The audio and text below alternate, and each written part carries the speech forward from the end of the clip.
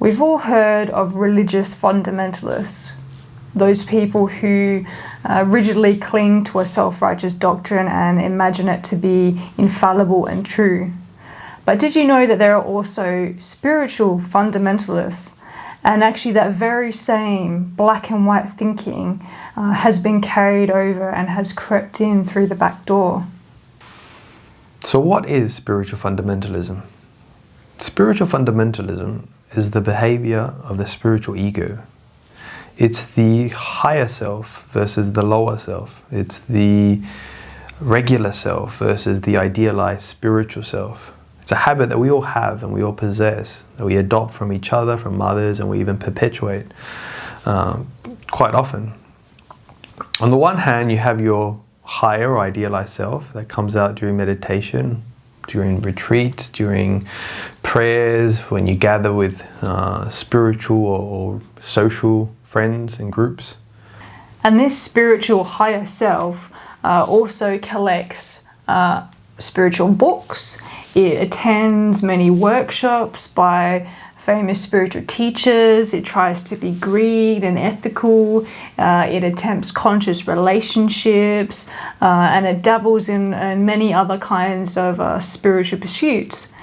And then we have the lower or ego self. And that part of us is lazy, it's insecure, it has messy relationships, it lies, it gets angry, it has debts to pay, it carries irrational fears, it eats junk all the time, it has too much fat around the waist, it gets pimples, it binges Netflix, and you get the picture. Then, this inner fundamentalist that we carry inside starts condemning some parts as lower. It'll become like a spiritual inquisitor, proclaiming and elevating some parts as holy and higher, and then condemning other parts as evil. Or in this case, some parts are considered enlightened and some parts are considered unenlightened. Exactly. Just like religious fundamentalists, spiritual fundamentalists fall into this same trap of perpetrating inner violence. We begin noticing a voice within us that is constantly judging our behavior as not being spiritual enough, as not being awakened enough, as not being high vibe enough, and even as not being healed enough. This inner voice of the spiritual fundamentalist is always watching you, always comparing you to that idealized spiritual self.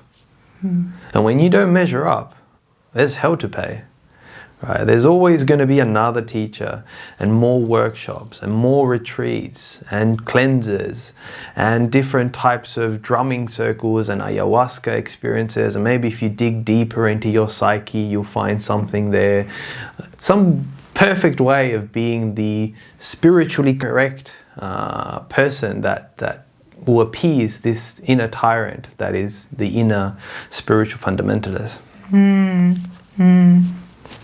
It's exhausting. And this spiritual fundamentalism, this split of ourselves into spiritual and unspiritual, is the opposite of spirituality. Spirituality is about love. It's about integration and unification. It's about uniting the light with the dark, the higher with the lower, and the inside with the outside. There is no such thing as a better or worse spiritual being within us. All parts within us have equal value. When we approach spirituality with a fundamentalist mindset, there's always going to be a part that's lording over another. There's always going to be an inner war, a less than and a better than. Exactly. But when we approach spirituality from a stance of humility, of reconciliation and unification, of giving up this spiritual person facade, then we don't need to go at war with ourselves any longer, because everything is welcome.